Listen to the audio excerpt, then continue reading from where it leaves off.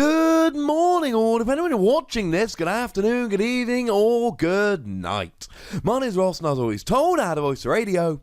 So today, we're going to do something that we don't do very often. We're going to look at Wigglytuff. I'm not sure if I've done a Wigglytuff video focusing purely and utterly on Wigglytuff, but I'll tell you what, ladies and gentlemen, this new Wigglytuff makes me sit here and go, hey, we should have a chat about Wigglytuff. Now, it should come as no surprise to you at this point that our translation does come from the lovely David Hochmann over at limitlesstcg.com/translations. And being a psychic Pokemon right now is actually pretty gosh darn nice. Because, well, Fairy Rise is a fairy-themed set, so it gives Fairy some new toys. You've got Mina that allows you to search your deck for a fairy energy and attach it to one of your Pokemon in play. And you've got these new Fairy Charm cards, which give you immunity, as long as it is attached to a fairy Pokemon, of course, to the type on the card. So either Psychic, Fighting, or Dragon Pokemon cannot do any damage if you are a fairy Pokemon. And keep them in mind, ladies and gentlemen, because they're going to be coming up in a big bad way in just a moment. Now, you do have 120 HP here, which is not ideal. We'd rather have 130, something like a Golisopod or a Silvally here. We'll be doing 120 and getting a fairly easy one-hit KO. But the good news is you do have a resistance to darkness, being a fairy Pokemon, and therefore Zoroark will not get a one-hit KO, because Zoroark would be doing a maximum of 100 damage. Retreat cost of 2 is a little bit awkward, because it's not as low as we'd want, and a weakness to metal sucks, especially with the 120 HP, because Duskmane Necrozma will get a one-hit KO with its, frankly, weaker attack.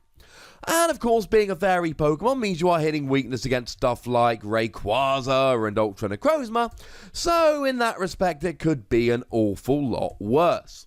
But as always, it's the attacks we're really worried about here. And the first attack, double colourless energy, 30 damage.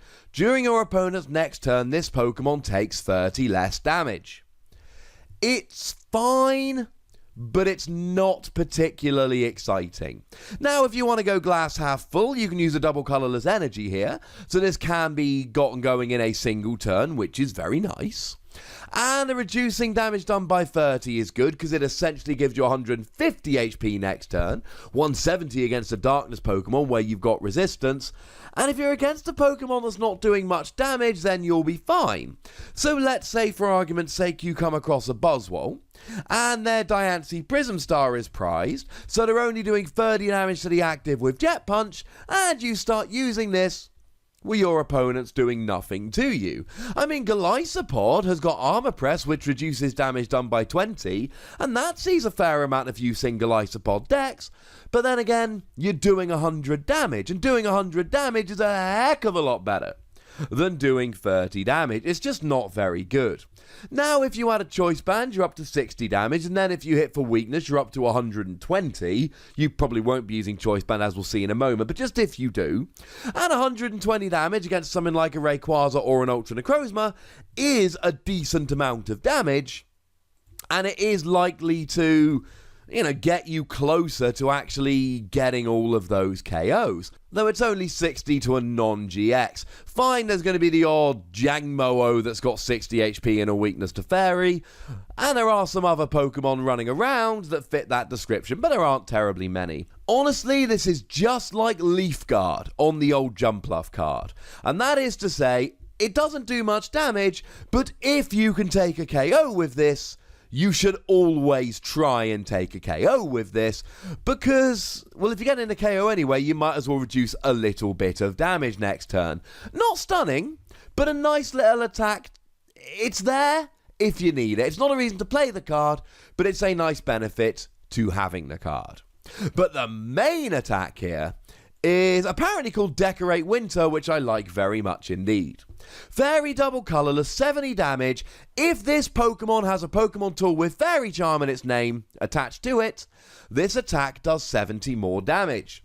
which means now you're doing 140 for free energy, and that, ladies and gentlemen, is a decent amount of damage. Now, the downside is we can't play Choice Band here because we're already using the Fairy Charms, so even though, generally speaking, if you're doing 140, you could add a Choice Band, be doing 170, getting a one-hit KO on something like a Tapu Lele, that's not an option here, given that you can't have two tools attached to this. But if you're hitting for weakness, then you're getting a one-hit KO here, while having that Fairy Charm. We'll get back to them in a moment. Or if you're against a non-GX, a lot of non-GXs, I don't know, Registeel nominally, will be KO'd by this while you keep your immunity. I mean, the non-GX Buzzwole, which sees a lot of play at the moment, will be KO'd by this, and then you've got the Fairy Charm Fighting, which gives you immunity against fighting Pokemon, so they won't be able to hit you back. This is very nice indeed. One of the downsides about these Fairy Charm cards is that your opponent can just play a Field Blower, so you get no benefit from it. You attach it, your opponent plays a Field Blower and attacks, and it's like you never even attached it in the first place. Here, your opponent can still Field Blower to get rid of it, but you still get the extra damage, which is incredibly nice, because it means you get a benefit from it regardless. And there's no way around it, right? 140 for a Fairy Double Colorless on a non-GX Pokemon is great. Now, obviously, this would fit nicely into a Gardevoir deck, but you are really starting to play around with room here. Gardevoir is a Stage 2, and it's going to be dedicating a lot of the space in its deck to getting that Stage 2 out. And we talked about Xernea's Prism Star lately, and you're probably going to want to put one of those in your deck. And we talked about Mimikyu GX, and you might want to put one of those in your deck. And we did have a quick look at the non-GX Gardevoir, and you might want to put one of those in your deck. Then we talked about Ribombee, and there's a chance you want to put Ribombee in your deck. And you see where we're going here? One of the things about Fairy Rise is there's so many good Fairy Pokemon being released that you can only put so many of them into a Gardevoir deck. And although any one of them, if released on its own with none of the others, could be an instant inclusion in Gardevoir decks as a nice non-GX / alternate attacker, yes, I know Mimikyu's a GX, but you can't put all of them in there. And this has got to be played with these Fairy Charms, which is a bit of an issue because that takes up space in your deck, which is a pain. But then again, if you're using Fairy Charms and your opponent isn't able to Field Blower them away, they're amazing. Like I said, they give you immunity to whatever type's printed on them, as long as they're attached to a Fairy Pokemon.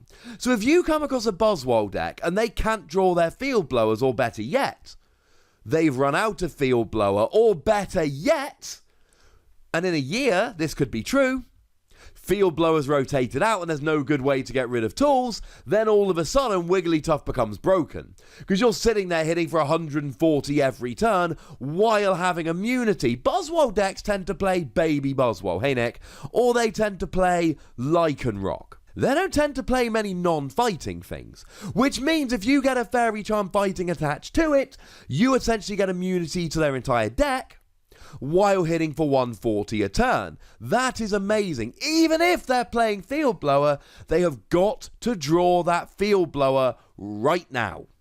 Because every turn they don't draw a Field Blower is every turn they can't touch you. Sure, they can play a Guzma to attack one of your bench Pokemon, but you're then hitting for 140 the following turn. I don't know if this is necessarily going to work in Gardevoir decks, but I think with Mina here, this is really nice. Because Mina's your supporter for the turn, you attach a Fairy Energy. Then you attach a Double Colorless as your energy attachment for the turn, and you've got it going in a single turn. Or maybe you play it with the new Makago GX, which will be out by the time this comes out, which allows you to discard the top card of your deck, and if it's a basic energy, attach it to one of your Pokemon. So you do that, attach a Fairy Energy here, then you attach a Double Colorless, and you're off and rolling. This is really nice. The prevalence of Field Blower in the format is an issue, because there are going to be a bunch of games where every time you attach a Fairy Charm, your opponent's going to Field Blower it, and then you're done. But if you're against a Rayquaza deck, you KO a Rayquaza every single turn, and they've got to get a field blower to get the return KO. If they whiff the field blower, you get another KO.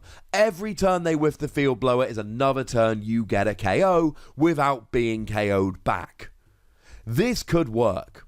Yeah, field blower's an issue, but it's going to rotate September 2019, and if we don't get a good replacement, all of a sudden this Wigglytuff could be one of the best techs in the format. It could be a great little secret deck, because it would pretty much auto-win fighting, psychic, and fairy decks, given that they wouldn't be able to touch Wigglytuff. Or maybe it goes into a Gardevoir deck as a great non-GX attacker.